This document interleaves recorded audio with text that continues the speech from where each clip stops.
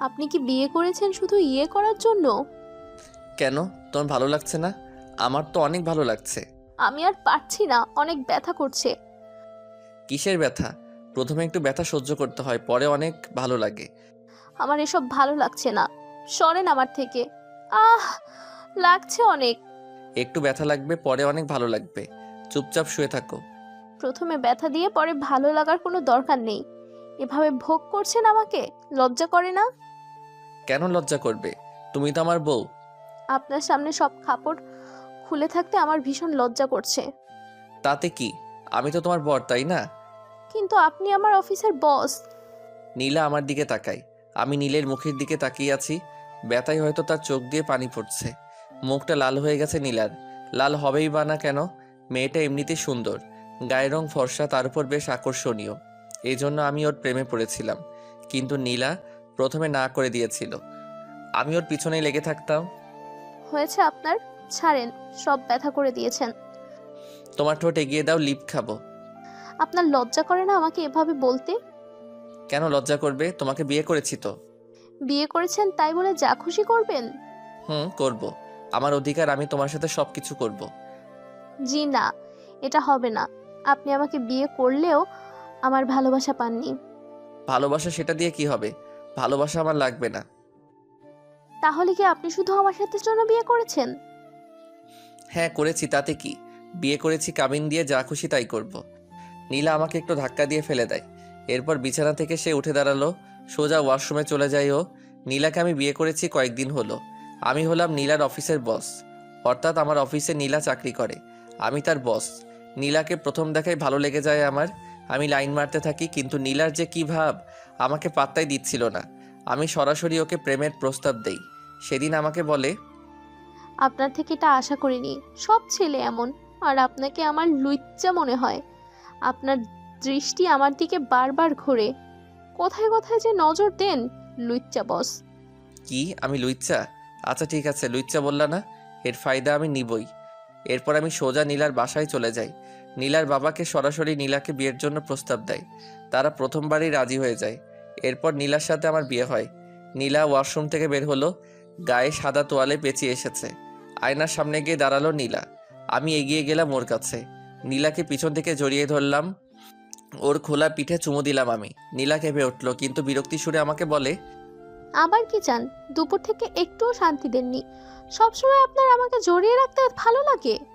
হুম লাগে। আমার বউ, আমি যা ইচ্ছে করব। তো দেরি করছেন কেন? চলেন বিছানায় যাই, বিছানায় নিয়ে আবার ইয়ে করেন। দরকার হলে সেটাই করব। আমার যখন ইচ্ছে হবে আমি তখন সেটাই করব। আমার অধিকার। কিসের অধিকার? আপনি এত বড় লুচ্চা, জানলে কখনো বিয়ে করতাম না। কি লুচ্চামি করেছি শুনি? আমার সাথে কি করেন? সকালে একবার করেন, রাতে অফিস থেকে এসে বিছানায় ফেলে এভাবে ভোগ করেন। তারপর সারা রাত তো বাদই দিলাম। দেখেন আমার সারা বুক আপনার কামড়ের দাগ। এটাতে লুচ্চামি বলে না, এটাকে ভালোবাসা, আদর বলে। যা সব সময় তোমাকে দিতে চাই আমি। নীলা, অনেক ভালোবাসি তোমাকে।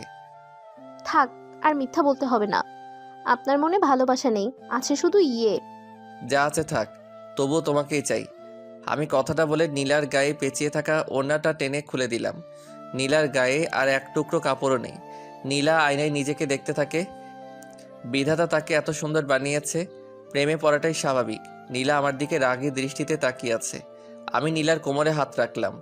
তারপর আস্তে আস্তে হাত বুলাতে বুলাতে নীলার নাভির উপরে আনলাম। একটা খামচি দিতে নীলা আহ করে উঠল।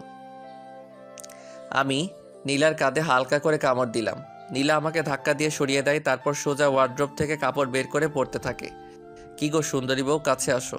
আমার খুব আদর করতে ইচ্ছে করছে, কাছে আসো। চুপ করেন তো, সবসময় এসব ভালো লাগে না। নীলা ড্রেস পরে চলে যায়। আমি ডাকলাম, কিন্তু সে সরেনি। পরের দিন আমি সবার আগে অফিসে যাই। অফিসে আসলে নীলা আমার দিকে তাকায় না।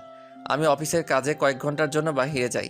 অফিসে এসে দেখি নীলা নাহিদ সাহেবের সাথে বেশ হেসে হেসে গল্প করছে। আমি কাছ দিয়ে যেতেই নীলা আমাকে শুনিয়ে শুনিয়ে বলল, নাহিদ, আপনি অনেক মজার একটা মানুষ। আপনি না আমাকে লাঞ্চের কথা বলেছিলেন, ভাবছি আপনার সাথে লাঞ্চে যাব। আপনার মতো ছেলেকে আমার অনেক ভালো লাগে। আমি সোজা নিজের কেবিনে আসি। খুব রাগ লাগছে, কিন্তু কিছু বলতেও পারছি না। নীলার সাথে আমার বাড়িতেই সব হয়। অফিসে কখনো একে অপরের সাথে কথা বলি না। একটু পর নীলা আসে একটা ফাইল নিয়ে। স্যার, ফাইলটা সাইন করে দিন। নাহিদ না তোমার বড়, তাহলে ওকে কেন নাম ধরে ডাকছিলে? আমার ইচ্ছা, আমি যার সাথে যেভাবে খুশি কথা বলবো। আপনার সমস্যা? এটা অফিস, রুলস আপনি বানিয়েছেন। আমার বউ তুমি, আমার সাথে সব করবা, নাহিদের সাথে কি? নীলা আমার কথার জবাব না দিয়ে রুম থেকে বের হয়। রাগ হচ্ছে খুব, কিন্তু এটার জবাব পাটকেল দিয়ে দিতে হয়।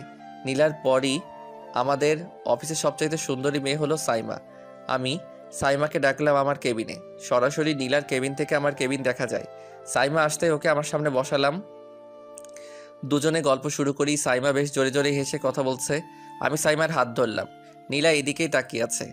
সাইমার হাত ধরে কেবিন থেকে বের হলাম। নীলা তাকিয়েই আছে। নীলার সামনে দিয়ে সাইমাকে নিয়ে যাওয়ার সময় বললাম, সাইমা, আজকে তোমার অফিসের কোনো কাজই করতে হবে না। তোমাকে আমি আমার বিয়ে বানাবো। সারাক্ষণ তুমি আমার সাথে থাকবা। কেন যে তোমাকে আমি এতদিন দেখিনি। চলো আজকে তোমাকে সবচাইতে বড় রেস্টুরেন্টে নিয়ে যাব। তারপর তোমাকে শপিং করাবো।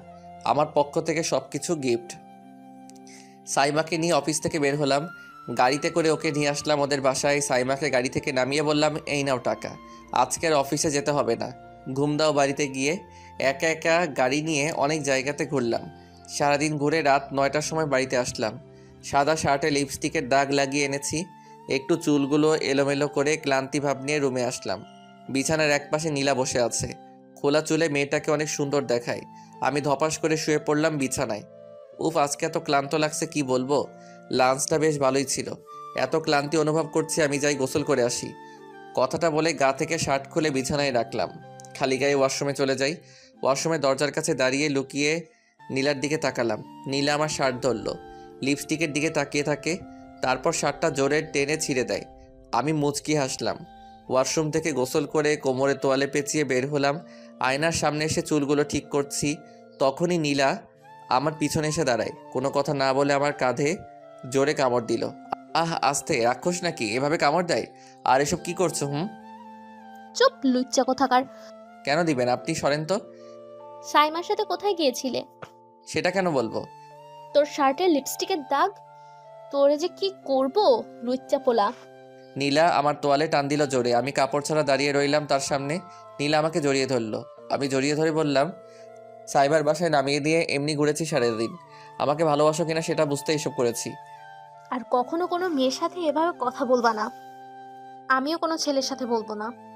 আমি নীলাকে কোলে তুলে নিয়ে বিছানায় এলাম। তারপর দুজনকে আদর করতে শুরু করি।